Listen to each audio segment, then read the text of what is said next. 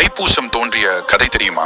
சிவபெருமான் நடராஜராக தனித்து ஆனந்த தாண்டவம் ஆடிய நாள் மார்கழி மாதத்தில் வரும் திருவாதிரை. இந்த நடனத்தை பிரம்மா, விஷ்ணு, பதஞ்சலி, வியாகிரபாதர் ஆகியோருக்காக சிதம்பரத்தில் சிவபெருமான் அரங்கேற்றினார். இந்த நடனத்தை பார்வதி தேவியும் ரசித்துக் கொண்டிருந்தார். சிவபெருமானின் ஆனந்த தாண்டவத்தை கண்ட சிவகாமிக்கும் அதே போன்று தாண்டவம் ஆட ஆசை வந்தது. சிவபெருமானை போன்று அன்னையின் நடனத்தையும் காண பிரம்மா, விஷ்ணு உள்ளிட்டோர் ஆர்வம் கொண்டனர். முனிவர்கள், தேவர்கள் உள்ளிட்டோரின் ஆசையையும் நிறைவேற்ற எண்ணிய அம்பிகை ஆனந்த தாண்டவம் நிகழ்த்திய நாள் தைப்பூச திருநாளாகும். சிவபெருமான் ஆனந்த தாண்டவம் நிகழ்த்திய நாள் திருவாதிரை என கொண்டாடப்படுவதை போல் அம்பாள் நடனமாடிய திருநாள் தைப்பூசம் என கொண்டாடப்பட்டது. அதனால் இந்த நாள் அம்பிகை வழிபாட்டிற்குரிய நாளாக மாறியது. இந்த நாள் முருகனுக்குரிய திருநாளாக மாறிய தலம் பழனிதான். பழனி மலை அடிவாரத்தில் உள்ள பெரிய நாயகி அம்மன் கைலாசநாதருடன் தனி கோவிலில் அருள் பாலிக்கிறாள். இக்கோவிலில் சிவன், அம்பாள் சன்னதிக்கு நடுவில் முருகன் சன்னதி அமைந்துள்ளது. கோவிலின் பிரதான தெய்வமாக பெரிய நாயகி அம்மனும் சிவனும் இருந்தாலும் பிரதான வாசல் மற்றும் கொடிமரம் ஆகியன முருகன் சன்னதிக்கு எதிரிலேயே அமைந்துள்ளன.